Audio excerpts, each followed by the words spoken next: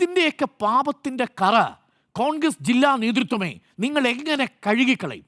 P V ജോണിൻ്റെ മരണത്തിൻ്റെ കറ, ഈ എൻ എം വിജയൻ്റെ ആത്മഹത്യയുടെ കറ, എൻ എം വിജയൻ മകന് പോയിസൺ കൊടുത്ത് വിഷം കൊടുത്ത് കൊല്ലേണ്ടി വന്ന സാഹചര്യമുണ്ടാക്കിയതിൻ്റെ ആ പാപത്തിൻ്റെ കറ, ഇപ്പോൾ ജോസ് നെല്ലാട് എന്ന കോൺഗ്രസ് നേതാവിൻ്റെ ആത്മഹത്യക്ക് കാരണമായതിൻ്റെ കറ, ഈ തങ്കച്ചൻ്റെ വീട്ടിൽ കൊണ്ടുപോയി കള്ളക്കേസ് കൊടുക്കാൻ വേണ്ടി നിങ്ങൾ നടത്തിയ ഗൂഢാലോചനയുടെ പാപത്തിൻ്റെ കറ നിങ്ങൾ എവിടെ കൊണ്ടുപോയി കളയും എന്നുള്ളതാണ് ചോദ്യം. എന്നെ അത്ഭുതപ്പെടുത്തുന്നത് ഇതിൻ്റെ ഉത്തരവാദികളായവർക്കെതിരെ നടപടിയെടുക്കുമെന്ന് അന്ന് നമ്മളോട് പറഞ്ഞത് അന്നത്തെ കോൺഗ്രസ് പാർട്ടി പ്രസിഡന്റായിരുന്ന കെ സുധാകരനാണ്.